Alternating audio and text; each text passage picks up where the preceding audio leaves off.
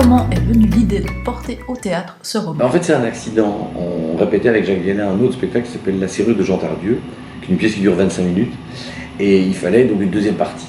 Et on adorait la serrure, mais on ne trouvait pas la deuxième partie. Puis un jour, Jacques Villena me dit « Mais qu'est-ce que tu lis toi en ce moment ?» Et je vais dans mon sac et je sors Notre-Dame de Paris. Et Lou savait, il s'est dit « Moi aussi !»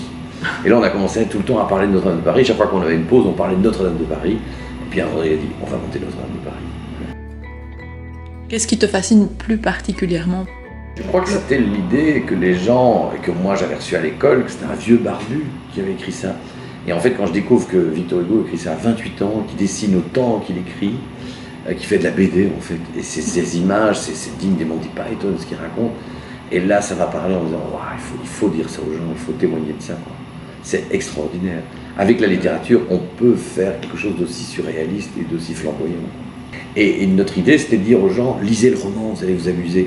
Et donc le spectacle sert un peu de, comment dire, on sert à leur prendre la main pour les tirer en disant, on va vous donner quelques codes, vous allez voir, vous allez comprendre, vous allez bien vous amuser en lisant le roman. Nous, on peut pas faire tout le roman, c'est pas possible, c'est trop bien. Dans ce spectacle, Éric de Starck est seul en scène et il joue tour à tour tous les personnages. Quasimodo, Esmeralda, Frollo, Pierre Gringoire et même les gargouilles, tous sont au rendez-vous, mais le comédien prévient, ceci n'est pas du Disney. C'est que toutes les adaptations qui ont été faites au théâtre, au cinéma, à la télévision sont toujours réductrices. Les choses sont méconnues, par exemple c'est Quasimodo, c'est lui qui est gitan, c'est pas Esmeralda. Mais les bébés sont inversés juste après la naissance, par exemple, c'est des choses qui sont incroyables. Alors, par exemple, Quasimodo a le même âge que Esmeralda, ils ont 18 ans tous les deux, donc c'est comme un Roméo et Juliette, mais un peu bizarre. En plus, Esmeralda est amoureuse de Phébus de Château-Perse, mais qui est une crapule, mais elle va épouser Gringoire, parce qu'elle le sauve de la pendaison. Gringoire, lui, est amoureux de la chèvre de Esmeralda. D'ailleurs, à la fin du roman, il vient en bateau, il peut essayer de sauver ou Esmeralda ou la chèvre, parce qu'à l'époque, quand on pend une sorcière, on pend ses animaux de compagnie, donc on va pendre la chèvre. Et il prend déjà la chèvre, il dit « je reviens ». Et quand il revient, c'est trop tard, on a pendu Esmeralda. Donc il y a chez Victor Hugo une envie de raconter la vie des gens, et cette passion-là, elle nous touche tout le temps, en fait. Jacques Villena disait c'est comme un conte de fées, dont on aurait tout mélangé. C'est très très drôle, et donc tout ça c'est méconnu, parce que quand on fait un film, on garde les trucs. Alors on va vraiment vers Quasimodo. En fait, il faut imaginer que chaque personnage est un roman à part entière. Éric de Starck n'a de cesse de le rappeler, le roman publié vers 1830 reste d'une troublante actualité. Un jeu en Frollo, qui est le petit frère de Frollo dont on parle rarement, qui est l'étudiant, mais qui incarne vraiment mai 68, c'est-à-dire que quand on a l'attaque de la cathédrale par les truands et jeu en Frollo et les écoliers, enfin les étudiants, on a l'impression d'assister à mai 68, c'est pas possible. Ils s'en prennent au pouvoir, ils attaquent les CRS, c'est la maréchaussée à l'époque. Ils parlent des sans-abri, du droit d'asile, c'est quand même inouï qu'on est en plein dedans, on est au parc Maximilien, juste à côté, on est dans ces questionnements-là en fait. Donc bizarrement les choses n'ont pas tellement évolué. Ils parlent des droits de l'homme, de la peine de mort, tout ça c'est dans le roman. Les femmes qu'on traite comme des sorcières quand elles ne veulent pas rentrer dans le rang, alors peut-être que c'est un peu moins vrai en Belgique, mais il y a quand même beaucoup d'endroits du monde où les femmes se font lapider pour bien... Ils parlent de l'égalité des sexes, ils parlent surtout de ce passage entre le classique et le romantique. Ils jouent sur un changement, et on est quand même tout le temps dans ces changements-là. Il dit attention, c'est pas parce qu'une chose existait qu'on ne peut pas passer dans une autre, on peut se poser... Il y a un regard sur le monde actuel, bizarrement, qui vient d'il y a 100 ans. Notre-Dame de Paris est un spectacle que l'on annonce comme une fausse conférence. Et là, en fait, c'est le petit-neveu d'Alain Decaux, qui accompagne toujours son oncle, il fait la régie en coulisses, et aujourd'hui Alain Decaux est malade, et alors son petit-neveu Jules a décidé de le remplacer au pied levé, mais en disant je le ferai à ma façon.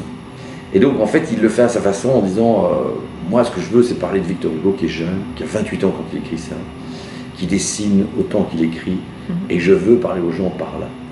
Et donc il y va de façon à surprendre les gens tout le temps en fait. S'il doit mettre un costume pour parler d'un personnage comme Clopin Trouillefou, il le fera. Voilà, il interpelle les gens, mais il ne leur racontera pas le bouquin. C'est le roman qui est plus fort que nous, hein. Il faut suivre le roman.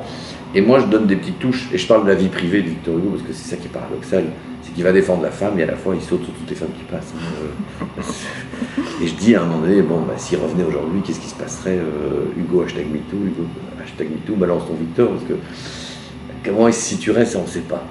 Mais à la fois, il défend la femme tout le temps, quoi. Donc, si vous voulez vraiment découvrir l'œuvre de Victor Hugo, lisez-le. Notre-Dame de Paris a été créée il y a 30 ans déjà par le Théâtre Royal du Drac. Il a été remonté cette année pour devenir l'événement d'été de l'abbaye de Villers-la-Ville, un événement marqué par ce contexte particulier du Covid-19. Il y est joué 28 fois, toutes les séances y sont complètes. La 29e représentation aura lieu à Lessines. Qu'est-ce que ça fait à Eric de Star de venir présenter son classique dans un site comme l'hôpital Notre-Dame-à-la-Rose? C'est génial parce qu'en fait, justement, quand on vient ici à Notre-Dame-à-la-Rose, c'est un lieu qui respire une histoire. En fait, on sent qu'on aurait pu raser et en faire un parking ici, comme c'était prévu. Et c'est ce qu'il raconte dans le roman. C'est qu'il dit, faites gaffe les gars, un jour la cathédrale ne sera plus là. Donc il dit, ces lieux sont géniaux parce qu'en fait, l'intelligence humaine s'y résume et s'y totalise. C'est exactement son expression. C'est-à-dire que l'homme a disparu. L'artiste, on ne sait pas. Il est anonyme. Donc ce sont des gens, des hommes qui se sont alliés pour construire ceci, comme Notre-Dame-à-la-Rose, comme Notre-Dame de Paris. Et en fait, on n'a pas leur nom, c'est pas signé. Donc qu'est-ce qui a construit ce lieu-ci qui est magique? Eh bien, c'est l'intelligence humaine. Il dit le temps est l'architecte, le peuple est le maçon. Et c'est de rappeler aux gens, donc au nom d'une idéologie, au nom d'une passion, on a construit des choses comme ça. Et c'est ça qu'il raconte. Et Gérard de Nerval dit d'ailleurs dans un poème, il dit un jour la cathédrale sera par terre, mais il restera un monument, c'est le roman du temps. Je pense qu'ici aussi, il restera une mémoire de ce lieu-ci, de Notre-Dame-à-la-Rose. Ça tombe bien, Notre-Dame de Paris à Notre-Dame-à-la-Rose, c'est un beau titre.